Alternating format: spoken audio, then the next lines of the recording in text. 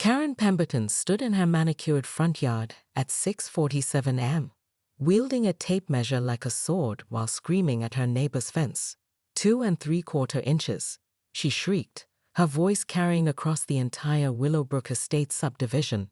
The HOA covenant clearly states no fence shall exceed 6 feet, and yours is 6 feet, 2 3/4 inches. The second shock came when she marched directly to the local hardware store, purchased a reciprocating saw, and returned to begin cutting her neighbor's fence herself. The blade sparked against the metal posts as bewildered residents gathered on their front steps, coffee cups in hand, watching their HOA president commit what was technically vandalism with the determination of a woman possessed. The third moment that would define Karen's downfall occurred when rancher Jake Morrison pulled up in his dust-covered pickup truck, stepped out in his worn boots and Wrangler jeans, and calmly asked, "Ma'am, is there a problem here?" Karen whirled around, sweat beading on her forehead, the saw still buzzing in her hands. "Are you the property owner at 47 Sagebrush Lane?" "That be me." Jake's voice was steady, his weathered hands resting casually on his belt buckle. "Your property is in violation of 17 separate HOA covenants." Karen's eyes gleamed with righteous fury. Horse trailers parked in plain sight, a barn that exceeds height restrictions, and don't get me started on the livestock smell complaints. Jake's jaw tightened almost imperceptibly. "Lady, my family's been on that land since 1952. Your little neighborhood got built around us. Not anymore." Karen smiled with predatory satisfaction. "I filed complaints with the county. Your agricultural exemption is about to be revoked, and then we'll see how long your precious ranch survives modern zoning laws." What Karen didn't know was that Jake Morrison wasn't just any rancher.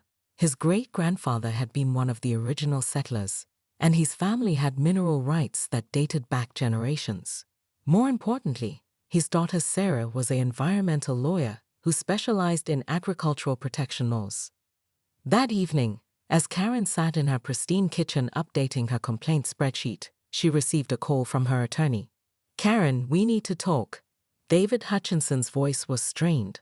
"I just received a notice from Morrison's legal team. They're claiming your HOA was established illegally on his property boundaries."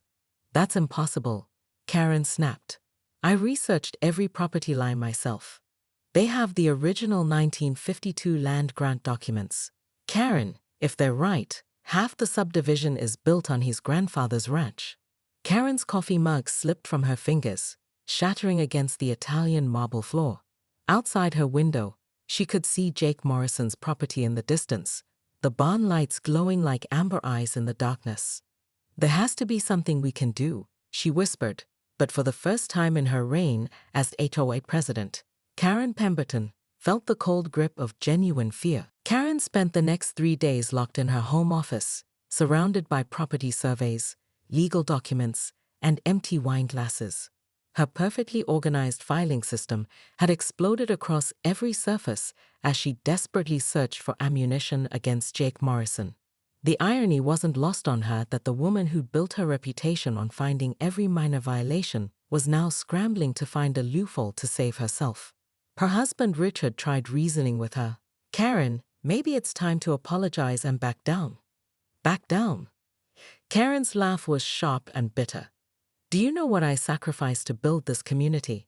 I turned this place from a collection of cheap houses into a premium neighborhood. Property values increased 40% under my leadership, but the foundation of her empire was crumbling." The Morrison family's legal team had filed a countersuit claiming adverse possession and demanding the HOA cease all harassment of their client.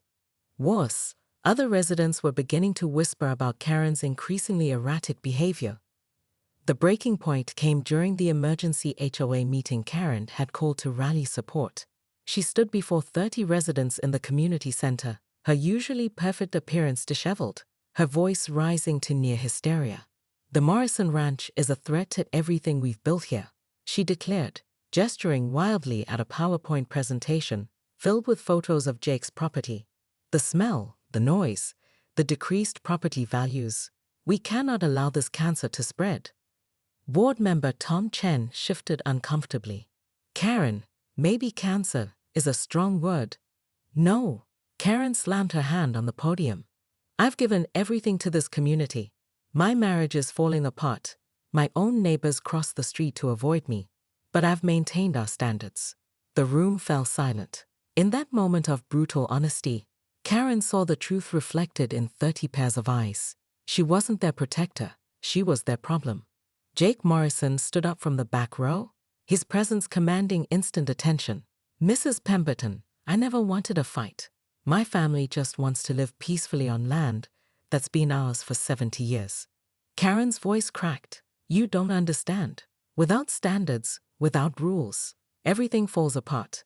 Maybe, Jake said quietly, but sometimes you need to know which battles are worth fighting. 2 months later, Karen found herself standing in the same spot where she'd first confronted Jake, but the world had shifted around her. The HOA board had voted her out, the county had reaffirmed the Morrison Ranch's agricultural status, and Richard had moved into the guest bedroom. But as she watched Jake's horses grazing in the evening light, something unexpected happened. For the first time in years, Karen felt peaceful.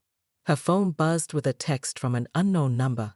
Mrs. Pemberton, this is Sarah Morrison, Jake's daughter. I represent several rural communities fighting similar HOA overreach. Would you be interested in sharing your story? Your experience could help others. Karen stared at the message, then at the ranch that had destroyed her old life. Maybe, just maybe, it was time to build something new.